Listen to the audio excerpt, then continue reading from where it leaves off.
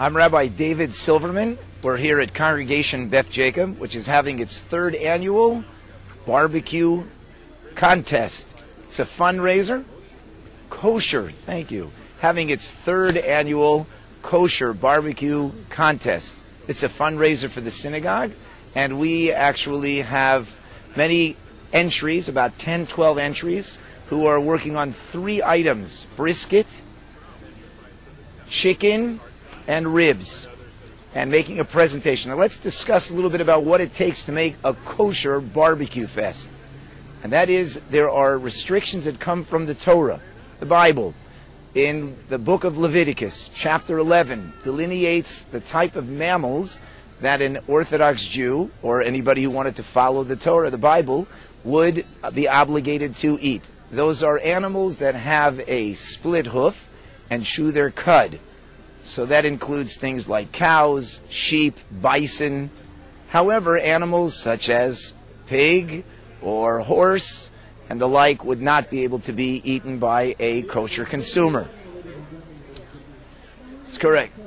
Goat. Goat is split hooves and chews its cud, so goat would also be acceptable. Now, in addition, the Torah delineates the type of birds that can be eaten. It has a list of about 18, 19 birds that are considered kosher. The general rule, although it's not specific, is that if it's a bird that eats other birds or animals, then it is not kosher. If it's a bird that eats grains, then it would be kosher. So therefore you have pigeons are kosher, and chickens, of course, turkey. But a bird like a hawk, that would not be kosher. Then it delineates further in the Torah, in that same section, the fish that are kosher, fish with scales and with fins. It has to have both of those signs in order to be considered kosher. If it has one of those signs, not the other, then it's not kosher. So therefore, salmon, bass, grouper are kosher fish. However, fish like shark, that would not be. Catfish, that would not be kosher. Any of the mussels, the crustaceans, those fish that don't have any fins or scales, they would not be kosher. Oysters, mussels, those would not be kosher. Clams, octopus, calamari, lobster, crab, all of those are examples of non-kosher fish. So we would not be allowed to eat those. There's an entire industry that's recently begun in the last 10 years where they produce from cod and similar types of fish that are doctored up. They taste exactly like, well, that's not fair to say. They taste close to what real lobster and crab would taste like. And they are kosher, that's correct. The ingredients used and the fish that's used is kosher. And then the final category are certain insects. For the most part, we are not allowed to eat snails, escargot. We can't have most insects, crickets and the like. There are certain types of grasshoppers that you're allowed to eat, but it's very difficult to know exactly which ones those are. But that's pretty much the Torah's delineation. So now the first category we've discussed are what animals are considered kosher. The next issue is how do you prepare those kosher animals, and that is known as ritually slaughtering the animal. Those laws come to us from the oral tradition. It's been handed down since the time of Moses. And you have a ritual slaughter, a butcher, or a shochet is the Hebrew word for a person who knows how to properly slaughter the animal.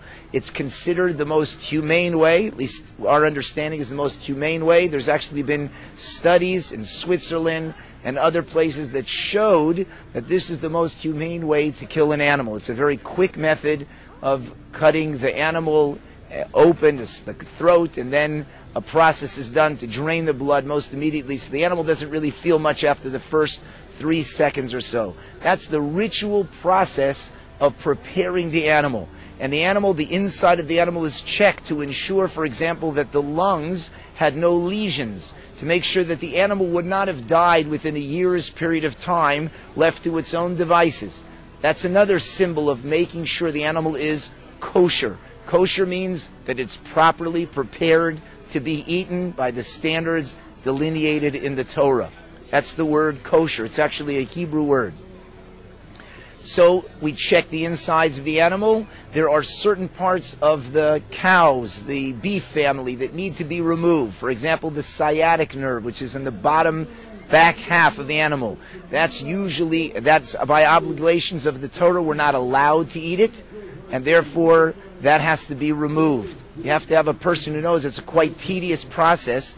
Generally in America, we just cut the back half of the animal away, and we disregard that. We don't use that. We would put it on a non-kosher line, because we don't go through the process of actually deveining the sciatic nerve in order to make it edible by a kosher consuming Jew. That rules out rump roast cuts, T-loin steaks. Those are a lot of the cuts of the animal that we don't generally get to eat.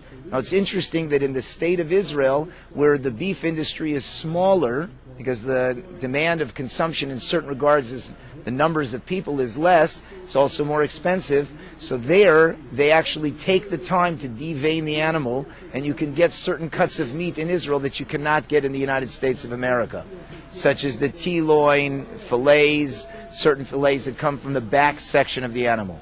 So that's, for the most part, what you'll find in the United States of America, from the forequarters, the front part of the animal, and that, assuming it was properly slaughtered, ritually slaughtered, and the meat has to be salted.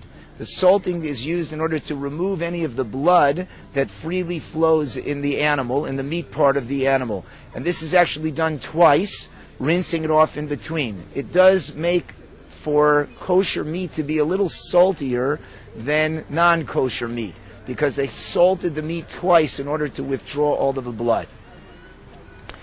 The third category, we've spoken about so far the types of animals that are kosher. We've spoken about the process in preparing kosher food. And now the third category are mixtures that the Torah, the Bible, prohibits us from consuming. Again, found throughout the Torah in actually 3 locations. One is in Exodus, one is in Leviticus, and one is later in Deuteronomy. The Torah prohibits mixing milk and meat together. That's any form of milk, such as cheese, any products that are related to the milk family, whey and the like. That would be prohibited to mix together with meat. So therefore you can't have certain, like filet mignon, which is a cheese melt on top of a piece of beef. That would be unacceptable.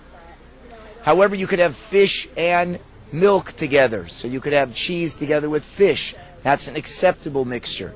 Again, these are based on passages in the Torah. Ultimately, we say that there is messages that we learn from not combining these things together, but we start with the assumption it's the Word of God.